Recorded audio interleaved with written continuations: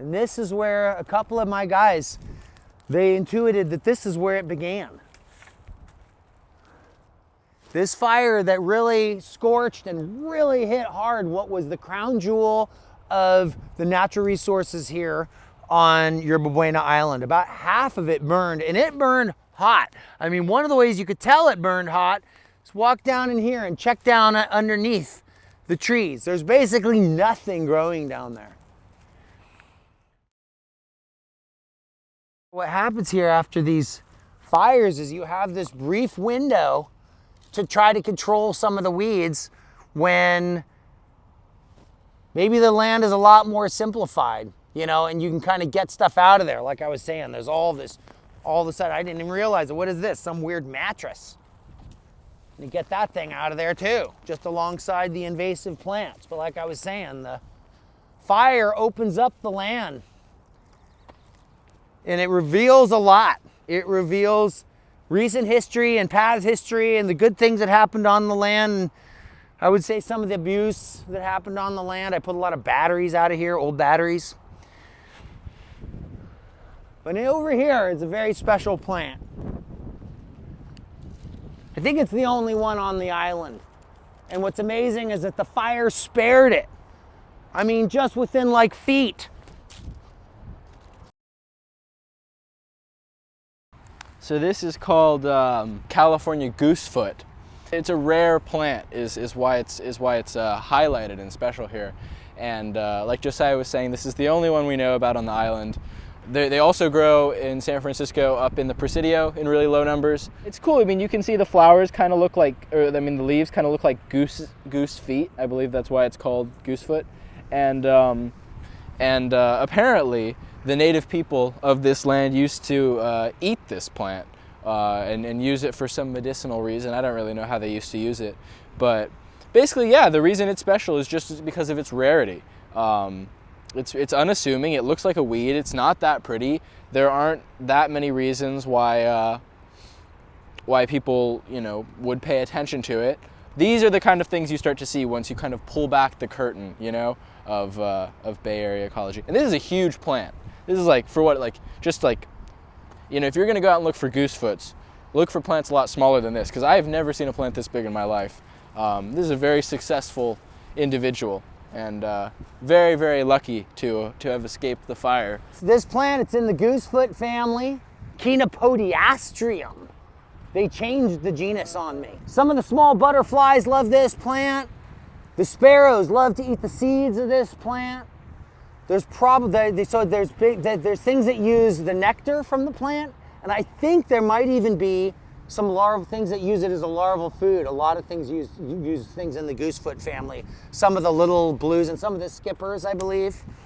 Fact is, we don't know this plant that well, so maybe I have an excuse for not knowing much about it. We do know that it's got a huge root under there. For whatever we see here, it's got a big old root. So we're getting down to the nitty-gritty. But this is what really helps stop the spread of one of the worst weeds on the island, and it's what they call Ehrharta erecta, or South African rice grass. We don't have any good big specimens to show you here because they're all gone. We only have the little meager ones. Why don't you show them, Jonah? The way you're gonna identify Ehrharta, that's not actually Ehrharta there, but these things right here are Ehrharta, and they have that very distinctive chartreuse shade to them. I mean, really, that's the most distinctive feature for me when pulling out these tiny little seedlings. I think they talk about this curled ligule thing, how it's all kind of curved in here. And someone talked about how the branches were, the things were kind of floppy, right?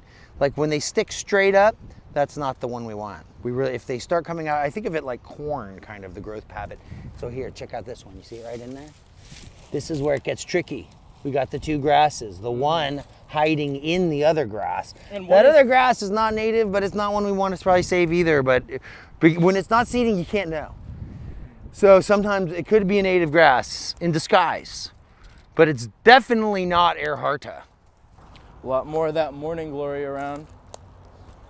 Right. And so what can we maybe deduce about the seed of the morning glory when it comes to fire? Very resilient. Right.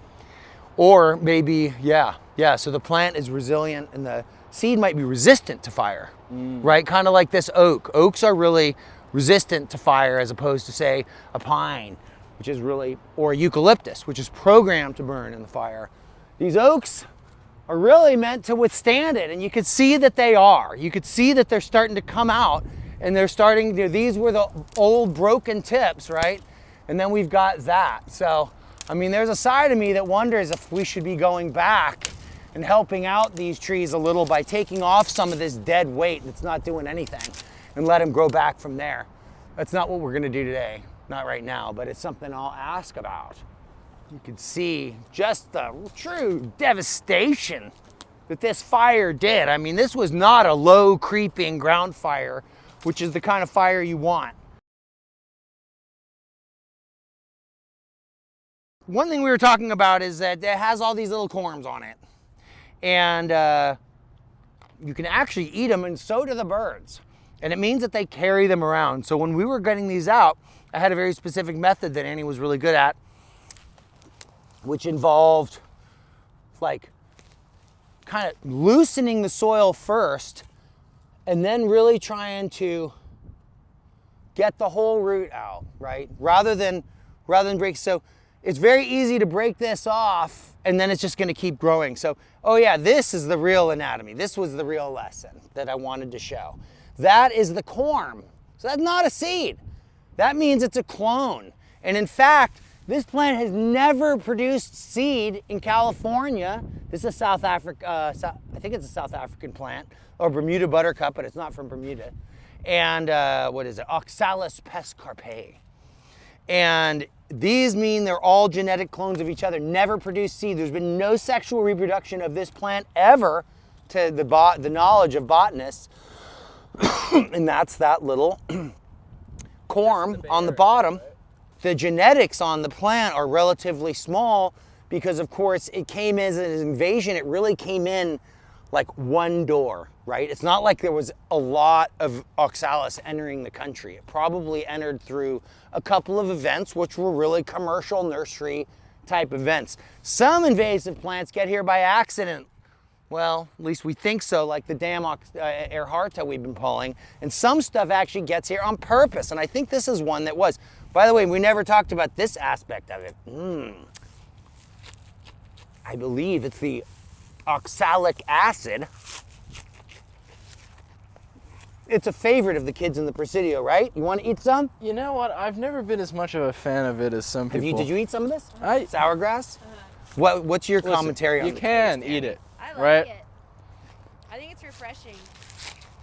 Is it like nature's Sour Patch Kids? Kind of, yeah. My theory is that most people eat it to be like, wow, look, I'm eating a wild plant. And the truth is, there are so many wild plants you can eat. Why this one? I know, you can't actually eat this. It's like candy or gum. Yeah. Not really food. A short term. But it's a flavor. It's a flavor. We're gonna bring this out, and one of the reasons we bring this out, because the jays carry those little bulbs that I talked about, and they plant them just like they plant an acorn. Thank you. They plant them just like they plant an acorn or plant a manroot, which is the mara.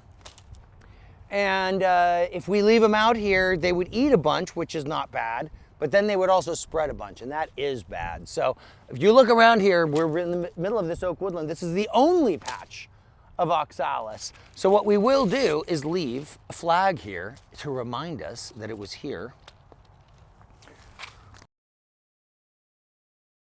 So this is where we think the fire started.